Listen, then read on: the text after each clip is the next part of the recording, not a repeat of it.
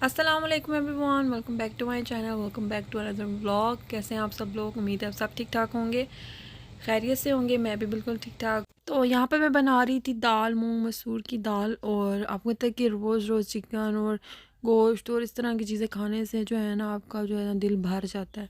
तो मैंने कहा सोचा कि क्यों ना दाल बना ली जाए, बहुत हल्की फुल्की होती है। और उसके साथ साथ मैंने शाम को ही जो है ना मैरिनेशन के लिए चिकन रख लिया था, क्योंकि मेरे हस्बैंड जो हैं वो रात के वक्त अवॉइड करते हैं, यानी रोटी वगैरह इस तरह खाने से हैवी चीज़ें, तो वो सिर्फ सैलड लेते हैं या चिकन ले लेते हैं। तो वो फिर इस तरह मैंने कहा कि मैं भी जो हूँ दाल वगैरह। तो हस्बैंड आते हैं काफ़ी लेट, अराउंड 10-11 भी बज जाते हैं, और कभी टाइमिंग उनकी कोई एक जैसी नहीं होती। तो रात को तो ज़्यादा हैवी खाने से जो है अवॉइड करना चाहिए वैसे भी, और उससे पहले मैं खा भी नहीं सकती, क्योंकि जब आते हैं तो मैं उनके साथ बैठ कर खाते हैं। तो बस यहाँ पर जी मैंने यहाँ पर अपना खाना वगैरह भी रेडी कर लिया था, और रेडी करने के बाद मैं आपको चिकन दिखाती हूँ। मैरिनेशन के लिए रखा हुआ था उसको, एटलीस्ट आपको पता है मैरिनेशन के लिए 5-6 घंटे तो चाहिए होते हैं। बस थोड़ी सी दाल मैंने निकाल के जरा टेस्ट करने के लिए रख ली थी, तो बहुत ही मज़ेदार बनी थी। और आपको पता है पराठे के साथ दाल ये वाली बहुत अच्छी लगती है, बहुत मज़ा आता है। तो जी अब वो आने के बाद हस्बैंड आ गए थे, तो उसके बाद अब मैंने जो है उनको चिकन को ओवन में रखना था। ओवन जो है प्री हीट मैंने पहले कर दिया था, क्योंकि एटलीस्ट 15-20 मिनट्स प्री हीट के लिए जो है लगते हैं। तो फिर उसके बाद जो है मैंने उनको बोला कि जब आप आने लगेंगे तो मुझे आप जस्ट कॉल कर दें, तो फिर मैं जो है ना बनाना स्टार्ट कर दूँगी, क्योंकि फिर मैं सैलड भी फ्रेश काटना होता है। तो फिर बस अब मैंने जो है लगा कर जो है ना इस ट्रे में बेक करने के लिए रख दूँगी। और एटलीस्ट 30-35 मिनट्स लगते हैं। और उसके बाद देखेंगे कि अगर इसको और ज़रूरत हुई बेक करने के लिए तो वो मैं बेक कर लूँगी। इसमें ऑयल वगैरह कुछ भी नहीं गया, सिर्फ ऑयल गया था, मसाले को थोड़ा सा ड्राई ना हो इसलिए तब मैंने ऑयल ऐड किया था। इसके अलावा मैंने और कोई एक्स्ट्रा ऑयल जो है नहीं ऐड किया, अनलेस कि इस ट्रे पे जो है मैंने एक स्प्रे किया था, बिकॉज़ ये चिपके ना। तो मैं अब इसे ओवन में रखूँगी। ओवन प्री हीट अराउंड 420 के मैंने दरमियान रख लिया था।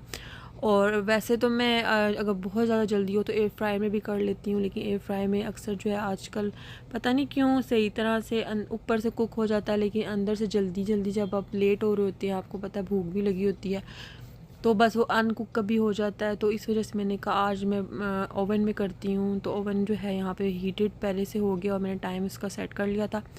तो अब ये मज़ेदार से जब बनेंगे तो मैं आपसे शेयर करूँगी। तो साथ में मैंने फटाफट से जो है ना सैलड भी रेडी कर लिया। कुछ ख़ास नहीं था, बस क्यूकम्बर काटा और टमाटोज़ और जस्ट लेटस थे। और मुझे टमाटोज़ वैसे कोई ख़ास पसंद नहीं है, सिर्फ मुझे क्यूकम्बर और रेडिश जो होती हैं रेड वाली मूलियाँ, वो छोटी वाली वो काट ली थी। और लेमन जस्ट ऊपर से जो है स्क्वीज़ कर लिया था, क्योंकि सलाद में जो है सैलड में लेमन बहुत अच्छा टेस्ट देता है। तो बस ऊपर मैं हल्का सा नमक वगैरह कर लूँगी, और ये हमारा डिनर रेडी हो जाएगा। तो फिर ये नेक्स्ट डे की क्लिप मैंने थोड़ी सी ऐड की है।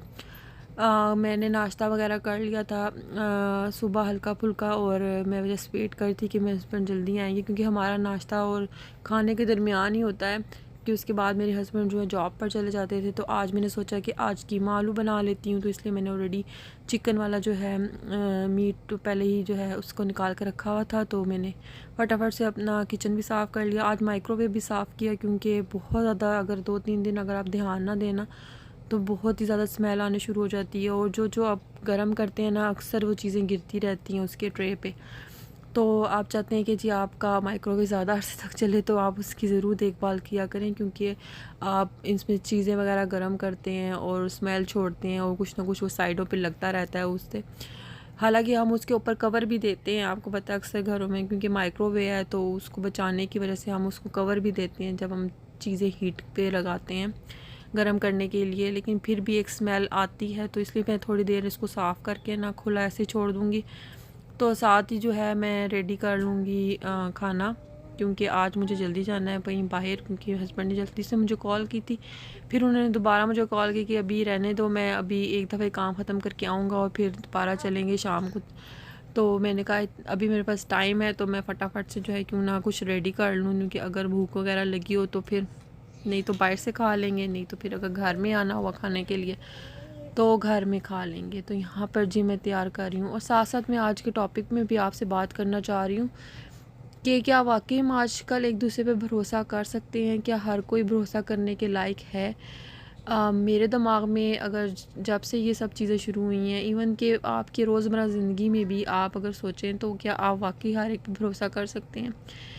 अगर मेरी बात की जाए तो बिल्कुल नहीं किया जा सकता भरोसा, क्योंकि जब तक एक इंसान अच्छा दिखा रहा है कुछ टाइम तक, तो हम उस पे इतना अंधा भरोसा करने शुरू हो जाते हैं कि हमें लगता है कि इससे अच्छा कोई दुनिया में हो ही नहीं सकता। लेकिन आस्ता-आस्ता अगर उन्हीं की कोई ना कोई चीज़ें, बुराइयाँ नज़र आने शुरू हो जाएँ, तो हम ही लोग होते हैं जो उनमें कीड़े निकालना शुरू हो जाते हैं। तो इसलिए मेरे ख़्याल से इतनी एक्सपेक्टेशंस हाई नहीं करनी चाहिए किसी भी मामले में, किसी भी इंसान से। क्योंकि मेबी उसने, अगले इंसान ने भी अगर आपके बारे में बहुत सी एक्सपेक्टेशंस रखी हुई हैं और अगर आप भी उसके मेयार के मुताबिक नहीं पूरा उतरते, तो डेफ़िनेटली बहुत दुख वाली बात है। लेकिन जिस तरह ये लोग आजकल कर रहे हैं, पैसे लेते हैं, उन्हें ब्लैकमेल करते हैं। अच्छा, हुमैरा ब्लॉग और शुमाइला हसाम के बाद एक और वीडियो बनी जिसपे हमारी ही जो यूट्यूबर है उन्होंने बात की थी। तो उस चैनल का नाम था मारिया बिलाल।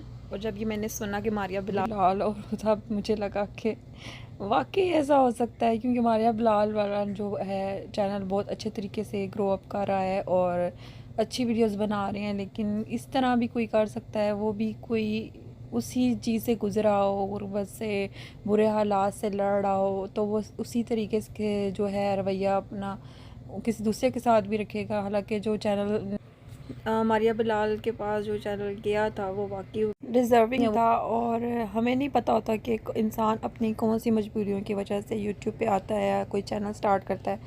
तो हमें एक दूसरे को सपोर्ट करना चाहिए, ना कि एक दूसरे से फ़ायदा उठाना चाहिए। तो इन सब हालात को देखते हुए मुझे नहीं लगता कि हमें इन यूट्यूबर्स पे इतना भरोसा करना चाहिए, क्योंकि एक तरफ तो वो बहुत ज़्यादा दिखा रहे होते हैं कि हार्ड वर्किंग, और वो जो अपने हालात देखते हैं हम उस चीज़ से समझ बैठते हैं कि वाकई ये डिज़र्विंग हैं। खैर, इनके अलावा भी और बहुत से जहाँ अच्छे काम हो रहे हैं उन्हें हमें देखना चाहिए, उन्हें अप्रिशिएट करना चाहिए, क्योंकि ये अगर यूट्यूब का हिस्सा है तो हमें मानना और अपने काम पर ज़्यादा फोकस करना चाहिए, ताकि हमें इन लोगों के पास ना जाना पड़े। तो जनाब, यहाँ पर बात करते करते मेरा खाना भी रेडी हो गया है। तो जी जनाब, ये था मेरा आज का व्लॉग। उम्मीद करती हूँ आपको पसंद आएगा। मैं आपसे मिलूँगी न्यू व्लॉग के साथ। तब तक अपना बहुत सा ख्याल रखिएगा। अल्लाह हाफ़िज़।